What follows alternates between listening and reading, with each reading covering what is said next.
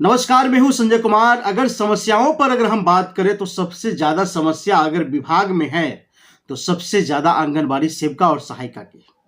मैं आपको बताना चाहूंगा कि लगातार हम जो है आंगनबाड़ी सेविका और सहायिकाओं के ऊपर जो खबर बनाते हैं उस पर एक ही बात को समझ में आता है कि इनका जो रोजगार है वो आगे की ओर बढ़ने लायक नहीं। अब जरा बताइए आप कि 7,000 रुपये के आसपास में सेविका का जो है पेमेंट है और 4,000 रुपये के आसपास जो है सहायिका की पेमेंट है। अब इस विषय पर अगर देश की तमाम अधिकारी से लेकर के तमाम पॉलिटिशियन करने वाले नेता, चाहे वो मंत्री संतरी एमएलए एमपी विधायक जो भी हो, वो सब के सब जरा ध्यान दे तो इस डिपार्टमेंट की अच्छी खासी रॉयल्टी आ सकती है, इसमें अच्छी खासी क्वालिटी आ सकती है। लेकिन इसकी क्वालिटी को साथ साथ दबा करके रखना, ये जो अधिकारी लोग हैं इस आईसीडीएस विभाग की, वो लोग खुद को रॉयल्टी लेते हैं। लेकिन आपको समझना तब पड़ेगा जब इस एक एक पहलुओं पर अगर आप समाज की दिशा की ओर अपने नजर को करेंगे। आपकी नजर जब तक समाज की दिशा पर नहीं जाएंगे, आपकी नजर जब तक देश की भविष्य की ओर नहीं जाएगा, तब तक इसमें कोई बढ़ोतरी सरकार नहीं कर सकता है। क्योंकि सरकार की नीतियों के आधार पर जो अगर फैसला किया जाए तो आप देख लीजिए फैसला क्या है कि 10,150 रुपया सेविका को और 10,125 रुपया सहायिका को। अब जरा बताइए कि इतनी कम वेतन में जो है काम करने वाले कर्मचारी कैसे आगे बढ़ेंगे, जरा ये बता दीजिए। जिस विभाग की कर्मचारी अगर खुद आगे नहीं बढ़ रहा है, उस विभाग के अंदर में जिसके लिए काम किए जा रहे हैं वो कैसे आगे बढ़ेंगे। अब जरा हम आपको बताना चाहेंगे कि जो आंगनबाड़ी विभाग में अगर सबसे ज्यादा पहलुओं पर अगर काम करने वाली सेविका सहायिका है तो वो है स्वास्थ्य संबंधित को लेकर के। स्वास्थ्य संबंधित को लेकर के आंगनबाड़ी सेविका जिस प्रकार से काम करती है उस प्रकार से मुझे नहीं लगता है कि स्वास्थ्य विभाग में भी कोई प्रकार की व्यवस्था है। उसमें भी जो है बहुत सारी व्यवस्था नहीं है, जिसकी वजह से वो भी अधूरापन जो है महसूस करती है। अब जहां सेंटरों की अगर हम बात करें तो बच्चे को टीका लगवाना, सिर्फ बच्चों की ही टीका की बात नहीं करेंगे, हम आपको साथ बताना चाहेंगे कि गर्भवती महिलाओं को भी टीका लगता है, जच्चा बच्चा को भी टीका लगता है, बूढ़े को भी टीका लगता है। अब जितनी सारी कंपैरिजन अगर किया जाए उस आधार से अगर आप देखा जाए कि अगर समाज के अंदर में सरकार का क्या पहल है इस विभाग के द्वारा, तो आपको समझ में आ जाएगी। अगर इस पहल पर अगर इस विभाग के कर्मचारी अगर रोजाना अगर काम करना शुरू करे अपने गाइडलाइन के हिसाब से, तो मुझे लगता है कि 24 घंटे भी जो है कम पड़ जाएंगे। 24 घंटे भी कम पड़ जाएंगे, लेकिन 24 घंटे के काम के बावजूद भी सरकार इसकी जो अंदर में जो व्यवस्था है वो व्यवस्था को कब मजबूत करेगा। इस मजबूती पर हम जो है लगातार सवाल उठा रहे हैं कि आंगनबाड़ी सेविका सहायिका की जितनी सारी व्यवस्था मिलना चाहिए वो व्यवस्था नहीं मिलता। आखिर कारण क्या है? सिर्फ हम बिहार की बात नहीं करेंगे, हम सिर्फ पूरे प्रदेश की बात करें, भारत में जितने सारे प्रदेश हम पूरी जगह की बात कर रहे हैं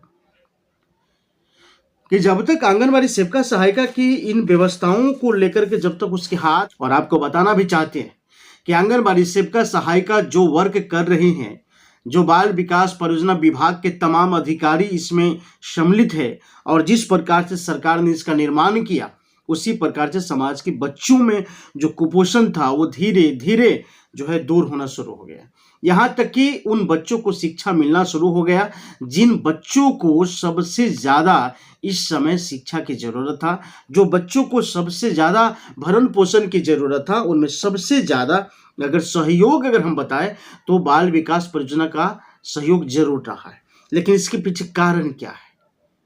इसके पीछे कारण क्या है कि इनके निचले अधिकारियों को जो है रोड पर उतरकर धरना प्रदर्शन करना पड़ रहा है, और उस धरना प्रदर्शन की कोई भी सुनवाई ना तो राज्य सरकार और नहीं केंद्र सरकार करे। इसका कारण क्या है ये आपको समझना ये आपको समझना सबसे ज़रूरत है, क्योंकि हर समाज की बच्चे, हर समाज के तबके की बच्चे होते हैं वहाँ पर, और सभी एक दूसरे को जो है एजुकेशन हो या चाहे स्वास्थ्य संबंधित हो, चाहे जिन पहलुओं पर इस विभाग के द्वारा पहल की जा रही हो, उस सभी में जो है आंगनबाड़ी सेविका और सहायिका अपना योगदान निश्चित पूर्वक निभाते हैं। लेकिन इन आंगनबाड़ी सेविका सहायिका की जो समस्या है, क्या उन समस्याओं को लेकर के सरकार आज क्यों नजर नहीं दे रहे हैं, ये सबसे बड़ी सवाल है।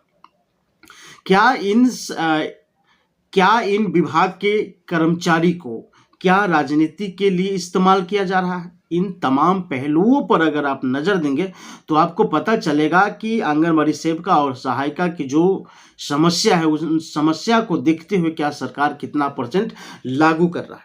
आखिर सरकार, चाहे वह राज्य सरकार हो चाहे केंद्र सरकार हो, इन तमाम विभागों के ऊपर अगर आप नजर डालेंगे तो आपको समझ में आ जाएगा कि सरकार कर क्या रहा है। क्योंकि जहां से एक एक बच्चे को शिक्षित करने का व्यवस्था की जा रही हो, जहां पर एक एक कुपोषण वाले बच्चों को पोषण तत्व देने की प्रक्रिया की जा रही हो, उसमें एक बहुत बड़ा समस्या अगर उत्पन्न हो जाए तो आपको क्या लगता है कि समाज कभी भी आगे बढ़ पाएगा? अगर आंगनबाड़ी सेविका और सहायिका इन पहलुओं पर अगर नजर सही रूप से अगर नहीं दे रहे हैं तो क्या होगा? अगर सही रूप से नजर नहीं दे रहे हैं तो इसका कारण क्या है? क्या आपको लगता है कि एक मजदूर के रेट से कम रेट में भी अगर आंगनबाड़ी सेविका सहायिका को अगर काम कराया जाए तो क्या वो सही से काम कर पाएंगे? ये साफ तौर पर हम आपको बताना चाहेंगे कि अगर समस्याओं को निजात पाने, अगर समस्याओं को अगर बढ़ाना है,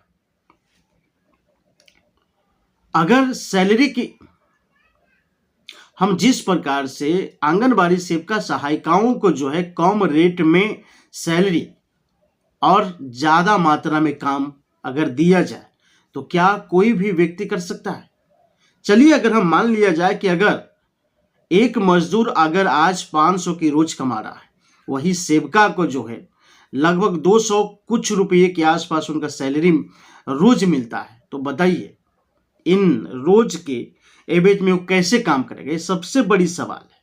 हम इस सवाल पर लगातार सरकार से जो है पूछे जाने वाले सवाल ही पूछते हैं कि ताकि इस विभाग की मजबूती मिले। अगर इस विभाग की हम बात किया जाए तो तमाम पहलुओं पर हम इसमें वीडियो बना करके और आपके बीच दिए हुए, आप चाहे तो लगातार जब सभी वीडियो को देखेंगे तो आपको पता चलेगा कि इसमें आखिर मामला क्या है, कितनी % की वफादारी हो रही सरकार की ओर से, कितनी % की वफादारी हो रही है इन सेविका और सहायिका की ओर से।